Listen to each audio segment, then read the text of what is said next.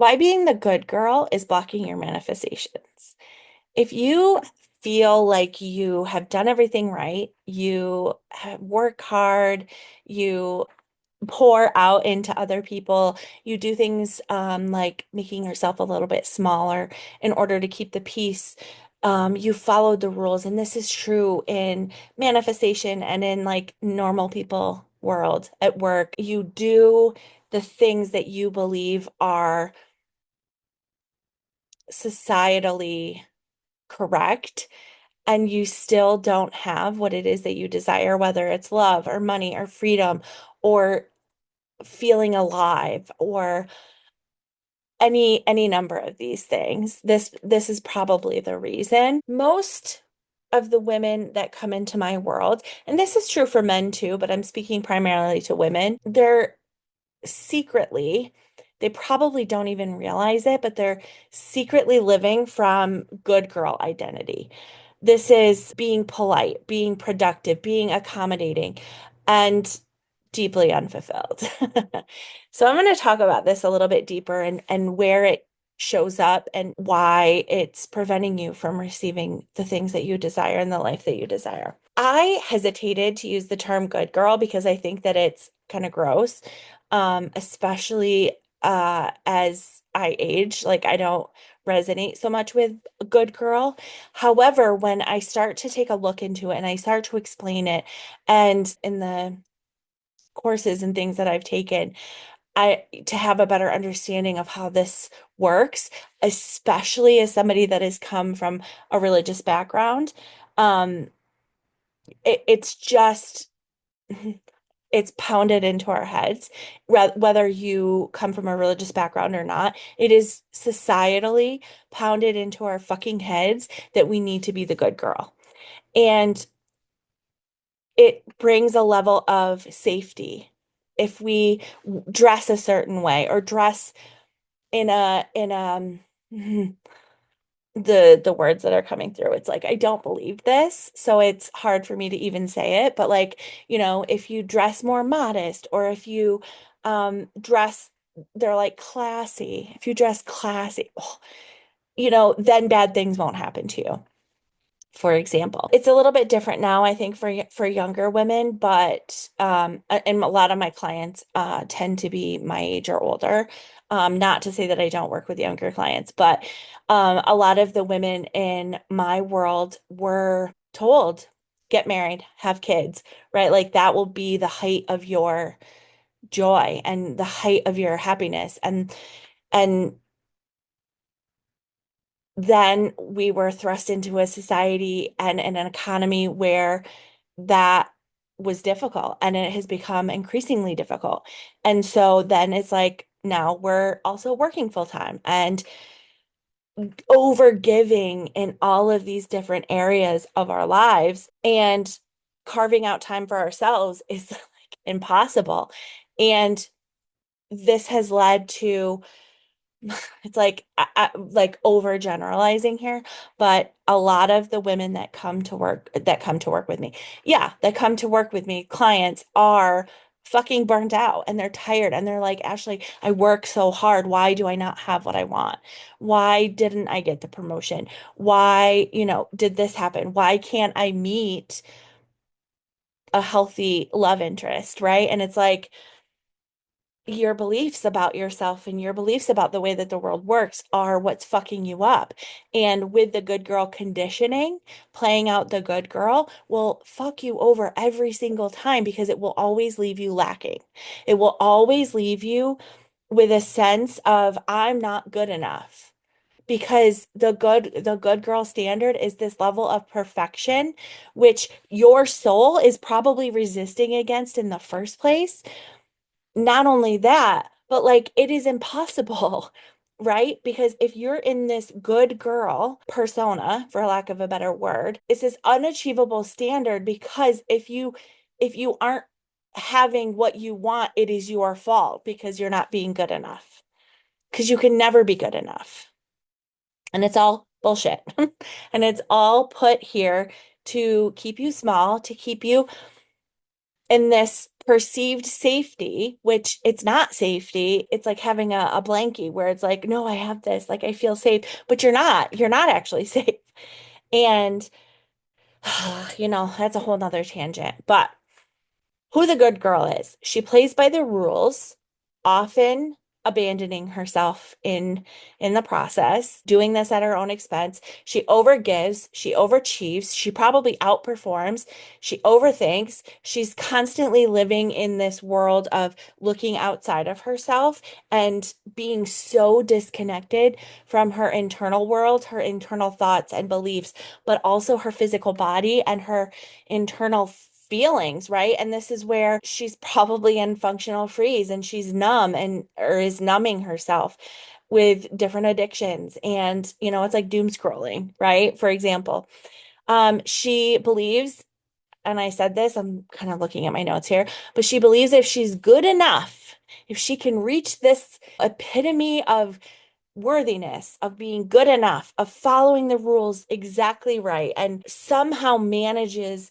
to be good enough, the universe, God, whatever she believes in, whatever you believe in, will reward you. Or even if it's just other people will reward you. If I'm overperforming at work, my boss will see and give me a raise, right? Like these are the types of things. It's like if I show up in a certain way, men will notice and will choose me, right? And here's the thing, it's like life, God, energy does not respond to goodness.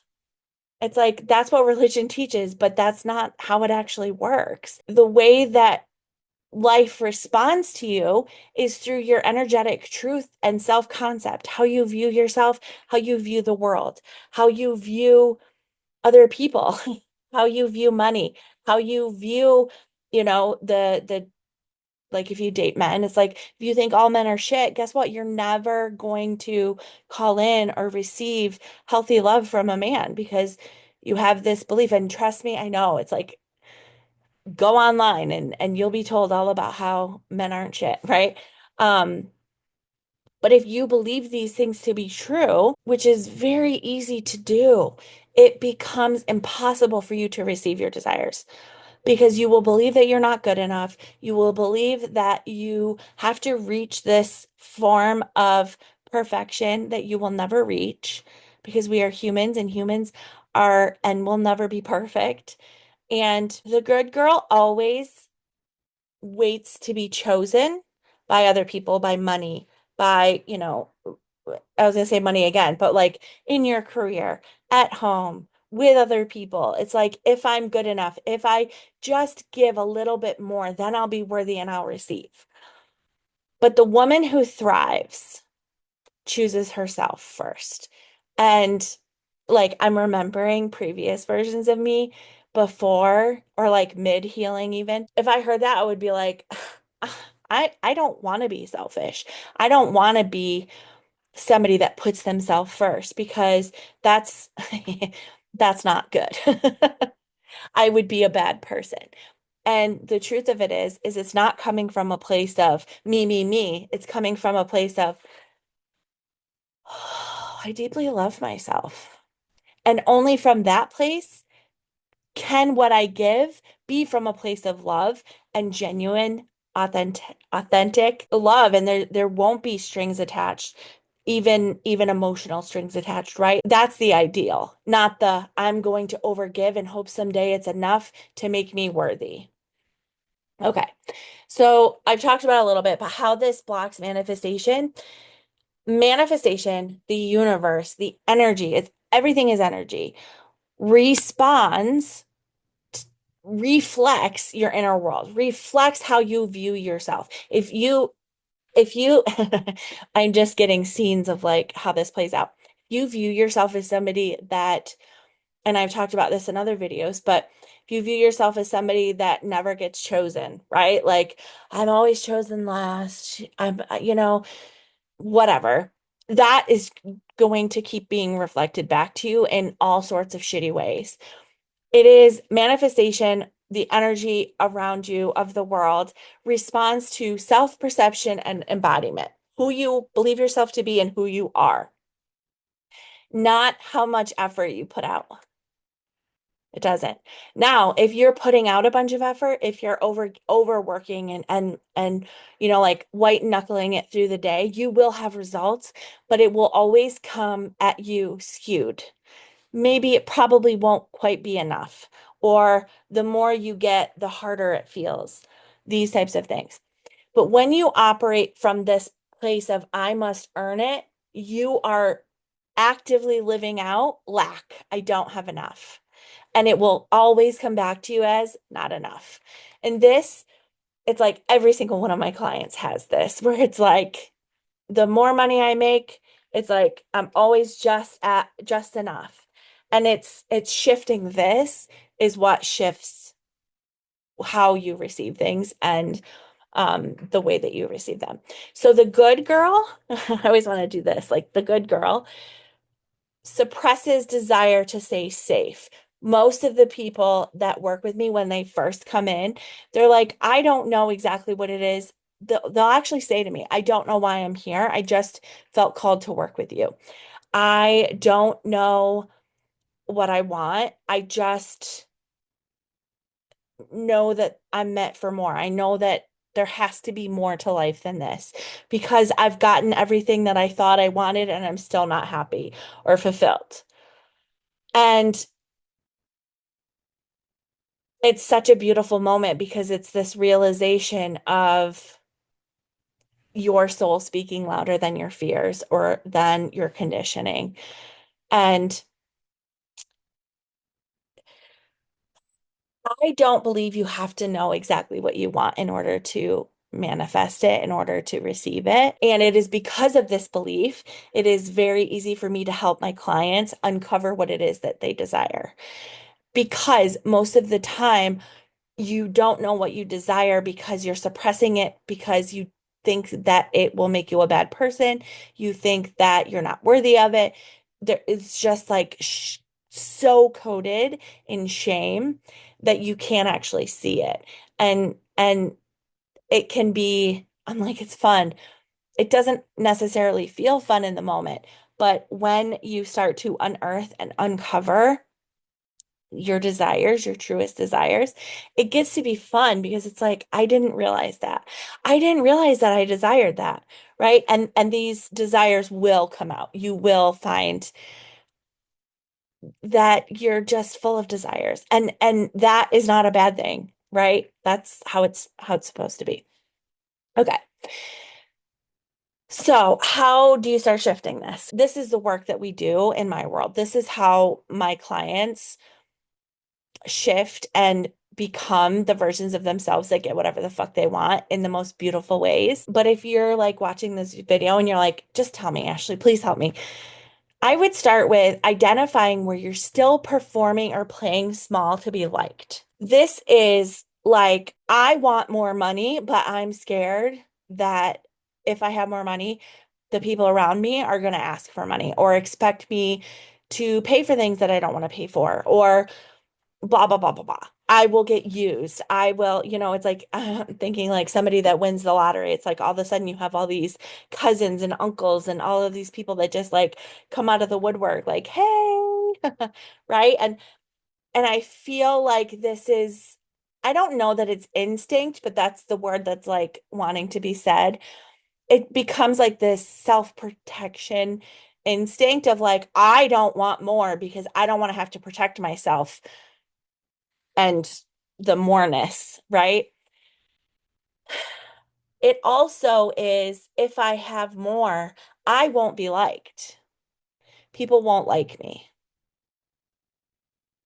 And there probably, I shouldn't say this, but there probably is some truth to that. There will be people that won't like you if you are not overgiving and overperforming and showing up in, your too muchness. There's going to be people that don't like it. And doing this healing work, right? And uncovering the desire and realizing what it is that you're afraid of and really learning to hold yourself in the truth that not everybody is going to like you will shift things and you will start to receive more and better. And they're just like, just more, to say more. Ask yourself, what am I afraid will happen if I stop being the good girl? And you can replace good girl with what am I afraid will happen if I tell this person no? If I'm asked to work overtime and I say no, ooh, like what's gonna happen? Like and in your body, you probably it feels like life or death. If you are so conditioned into being the good girl, it will feel like life or death. And this is where naming it, you can journal, you can, talk to a friend about it, whatever. But it's like getting it out of you and talking about it and like really starting to uncover, you realize how much bullshit it actually is, right? It's like, what am I afraid will happen if I stop being the good girl? What am I afraid will happen if I receive $10,000 and my cousin asks me for $2,000 and I say no? What am I afraid is going to happen? Well, people are going to think I'm not nice. Right? And it's like, well, she'll be mad at me or, everybody's going to know and I'm going to look like a shitty person. And it's like, are any of these things true? You don't know because it hasn't happened. But also, is that really something to be afraid of? Can you hold yourself in people being upset with you? And these are just silly examples to kind of help you get started in this process and learn what it looks like to start to shift these things. Begin embodying the version of you that lets yourself receive, who claims what she wants and trusts her power. What this looks like is they're like, keep going with money. It is safe for me to want more money. It is safe for me to take up space. It is safe for me to receive more money. And I'm like, okay, I feel the fear around, you know, oh, people aren't going to think that I'm good. God's not going to think that I'm good for wanting more money. Right? And it's like, hold yourself in that. Feel the discomfort and hold yourself in it. What does it mean? What do I mean when I say hold myself? It means not, I don't know, not spiraling. You feel the spiral start to come like, oh shit, the fear, like I can't. And being like, no, no, we're not doing that now. It is safe. I am safe in this moment. I am safe to have more. I am safe. Like you might even want to like rub your legs, like feel your skin. Sometimes I'll, in the palms of my hand because it's like uh is is a different feeling that really helps me get into my body because it's like, okay, I'm safe. There's no um I'm just laughing because I'm like picturing it. There's no monsters out there that are like, oh, Ashley's not being a good girl. Time to punish her. Like that's not how it is. And it is safe for you to want more. It is safe for you to take up space and to speak your truth and to be honest with yourself and to stop abandoning yourself and start living from a place of choosing yourself first. And it's not that it's easy. This stuff is not easy. It gets easier and it starts to become more of a habit than constantly trying to be the good girl. And when you shift this and continually choose to shift this and to be the version of you who knows that she is inherently worthy and good, and things start to come in a different way and start landing more deeply and more permanently, it is fucking fun. It is fun. It is so fun. And you're like, good girl, who? And the funny thing, they're like, I don't know if I want to say this, but the funny thing is that you attract the people that deeply like you just for who you are, not for the things that you do for them, not for the money that you give them, or, you going above and beyond and abandoning yourself for other people. Like you attract people that are let me help you carry this load, right? And it's a reciprocal love, right? And it goes against everything that we've been taught. And it is really fun and really fulfilling to live from this place of me first that is deeply grounded in truth and not, selfishness. So I'd love to hear in the comments any questions you have or comments. And I will see you in the next video.